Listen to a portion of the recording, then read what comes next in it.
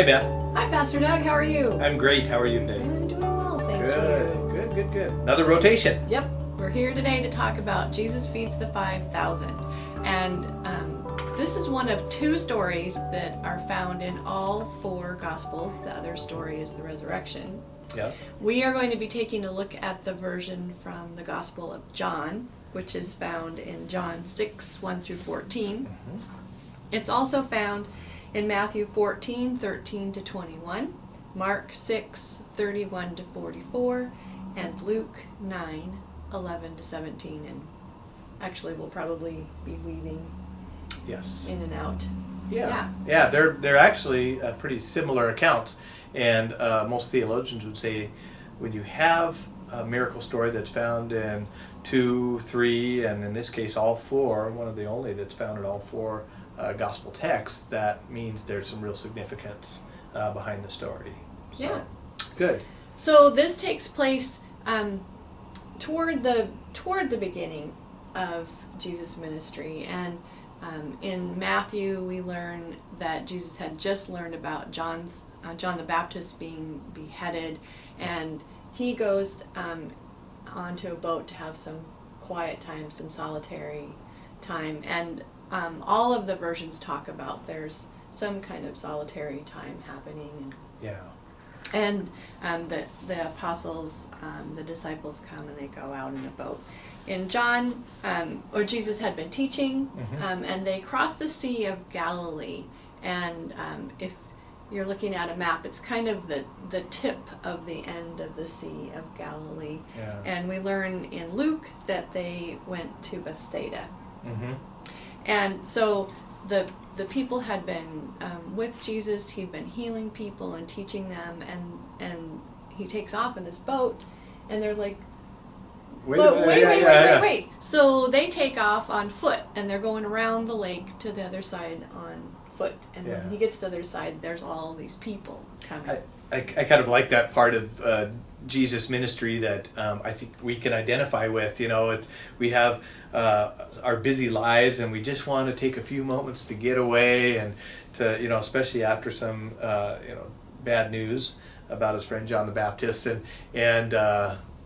but in this case and in many other cases, Jesus sees the need of the people, and despite his own needs and his own self being tired and needing some respite, he sees the needs of the crowd. He has compassion on them, and like they're a sheep without a shepherd. Yeah. One of the Gospels says, Yeah.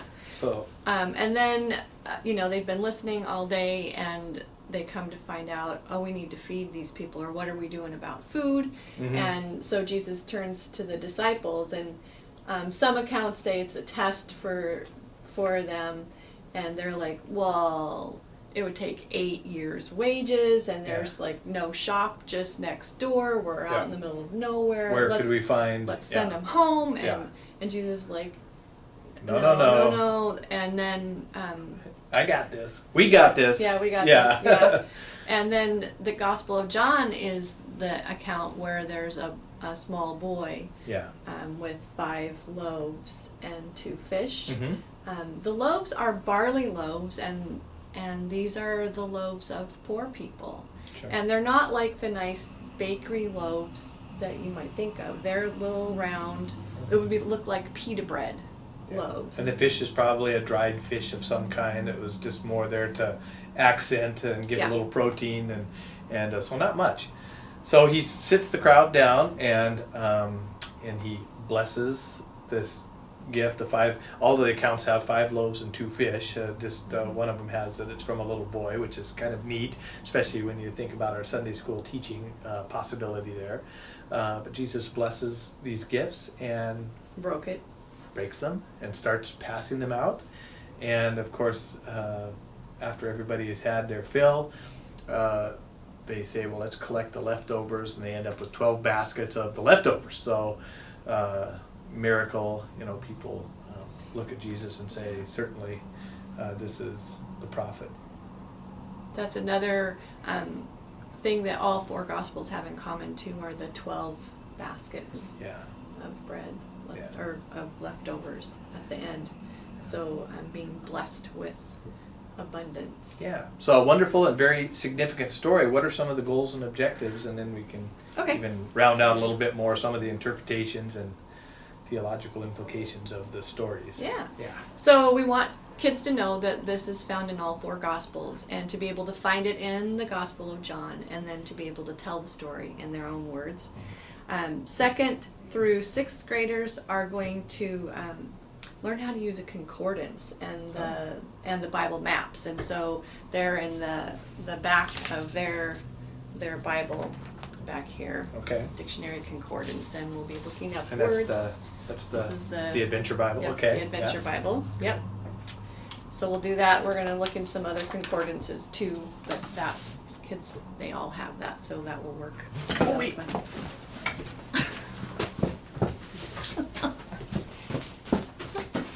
Oh! I got a big one. Sorry.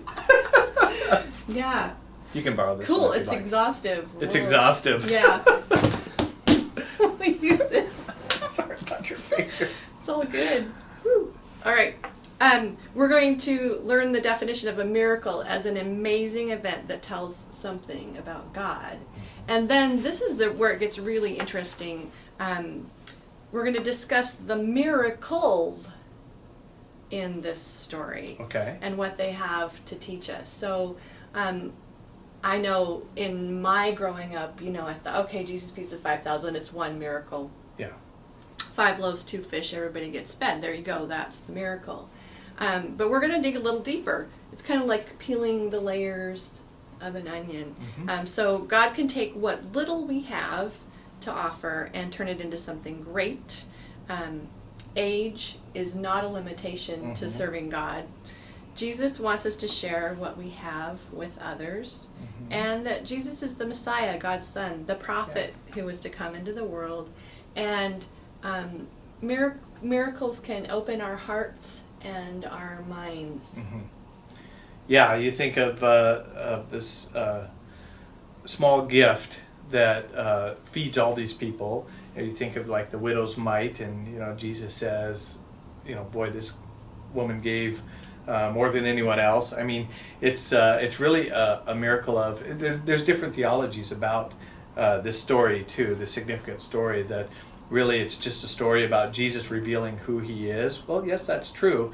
But I think it also is a story of what does that mean for us and how do we respond to that? Some theologians would say that, they started passing around the 5 loaves and 2 fish, and that kind of melted everyone else's heart to say, well, I got a little bread that I stashed away too, or a little this or a little that. And so that's how, by coming together and sharing what they had, this great miracle happened. So, I'm somewhere in between those two. I think it's both and. It really is. How do we respond to Jesus, the Son of God, being given to us as this miracle, as this true presence? And I think it even reflects on what we do every Sunday around the communion table. Where 2 or 3 are gathered in my name, in Jesus' name. We receive this bread and this wine, and it's a sharing, it's a connection, a community, and then together, not only with this reality of the presence of Jesus, but then our own gifts that we have to share, we can do great things, we can do miracles. Yeah, I know. Sometimes we think, I can't help with this, I'm not very good, or I don't have I very only much. have a little. I only have a Yeah, little.